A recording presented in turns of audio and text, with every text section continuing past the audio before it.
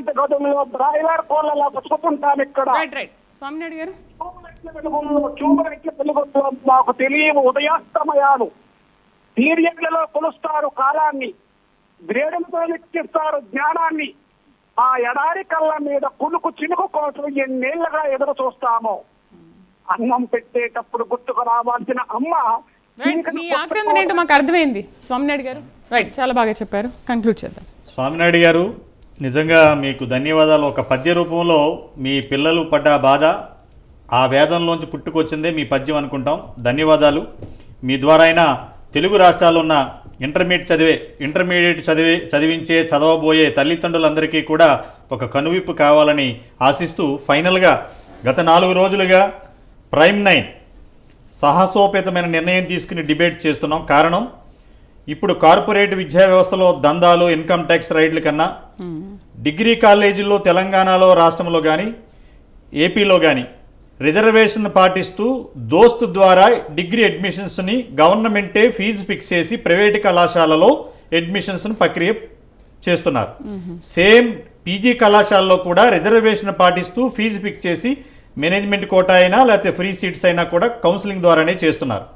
ఈ కార్పొరేట్ వ్యవస్థ దందా కోట్లాది రూపాయల నుంచి బయటపడాలంటే ప్రైమ్ 9 గత 4 రోజుల డిబేటే కాకుండా గత 7-8 నెలల నుంచి చేస్తున్న రీసెర్చ్కి పేరెంట్స్ కానీ కాలర్స్ కానీ చెప్పిన సూచనలు, మేధావుల సలహాలతో తెలుగు రాష్ట్రాల్లో ఉన్న ముఖ్యమంత్రులు, విద్యాశాఖ మంత్రికి అకాడమిక్ ఇయర్ ఇంకా స్టార్ట్ అవ్వలేదు కాబట్టి మీరు ఇంటర్మీడియట్ వ్యవస్థలో కూడా ఆన్లైన్ అడ్మిషన్ సిస్టమ్ను తీసుకొచ్చి తద్వారా రిజర్వేషన్ పాటించి ఫీజు మీరే ఫిక్స్ చేస్తే అనేక మంది విద్యార్థుల తల్లిదండ్రుల ఆ పిల్లల చావులు కానీ వాళ్ళ యొక్క ఫైనాన్షియల్ ఇబ్బందులు కానీ బయటపడేసిన వాళ్ళు అవుతారు.